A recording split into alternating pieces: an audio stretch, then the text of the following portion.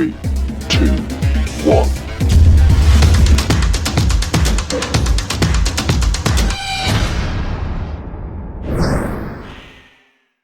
What's up, everyone? Todd Brown, That Racing Show. Thanks for dropping by for this pit stop segment.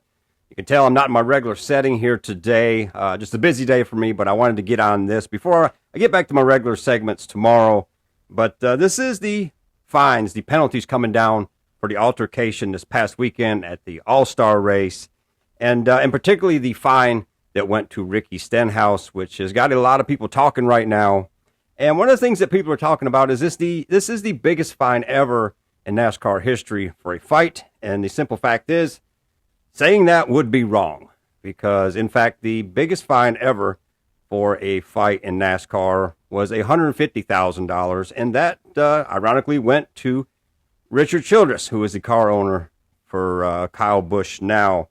And this happened in 2011 at the Kansas race, the truck race following that. And, a big fine there for Richard Childress with this. And just so ironic how these combined altercations have collected $225,000 for fines towards NASCAR that have both been in altercations with Kyle Busch. So apparently it doesn't pay to get into a altercation with Kyle Busch unless you are NASCAR.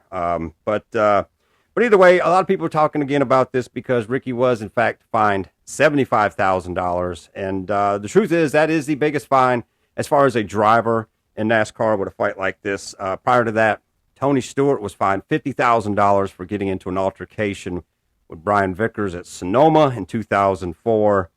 And but yeah, this is the thing here that $75,000.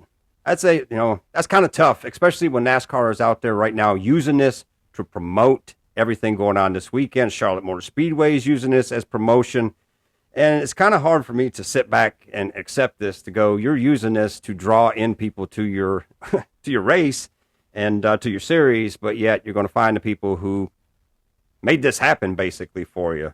And let's just be honest, to a very boring race at the All-Star race. So it put a lot of eyes on it, and very weird to see this happen with this kind of fine.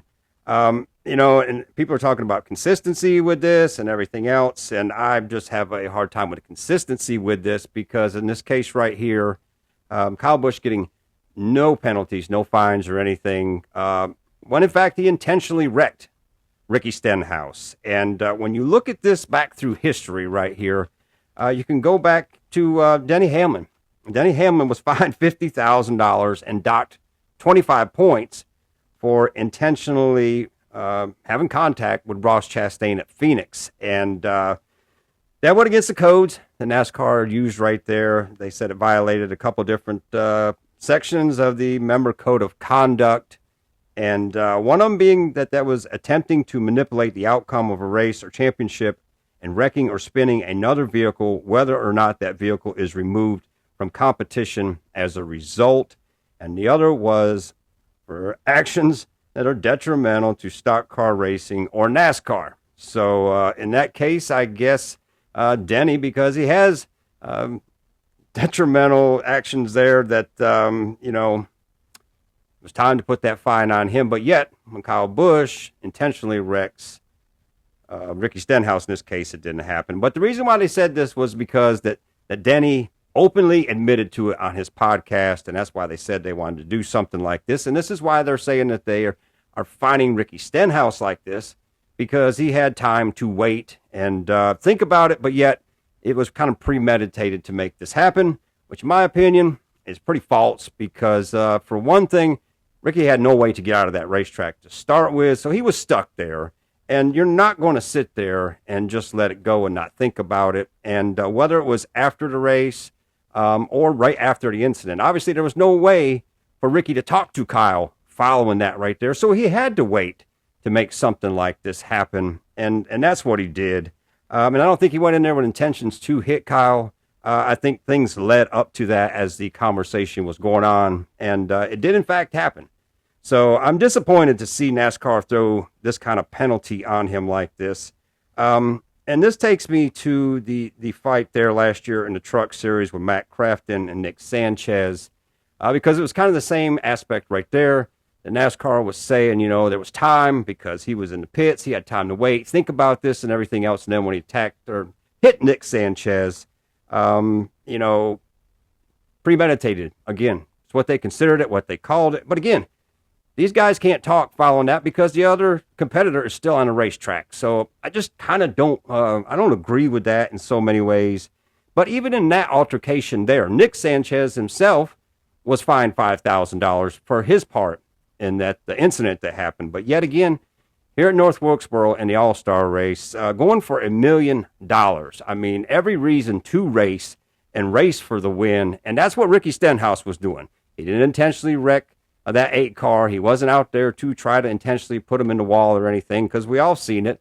Kyle got into the wall under his own doing. Yes, Ricky was there. But again, you're racing for $1 million. What do you expect to do, especially when you're a single car team like this? So I cannot hate on him for that right there and what he did. But the interesting thing is that not only was Ricky fined, in this case right here, mechanic Clint Myrick was suspended for 8 races, and also engine tuner Keith Matthews suspended for 4 races, and Ricky Stenhouse Sr. indefinitely suspended from NASCAR, which is consistent with the fight with Nick Sanchez last year, because Nick's dad as well was suspended for the rest of the year, which that was only 2 races.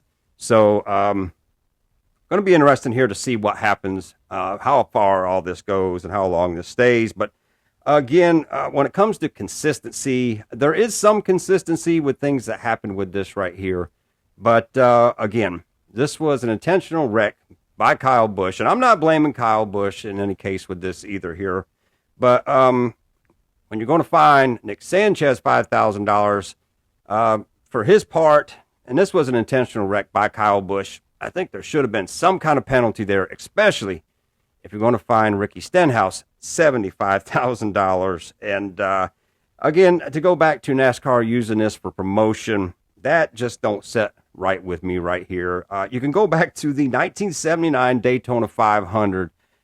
Cale Yarborough, Bobby Allison, Donnie Allison, no doubt the biggest fight that started everything for NASCAR in prime time.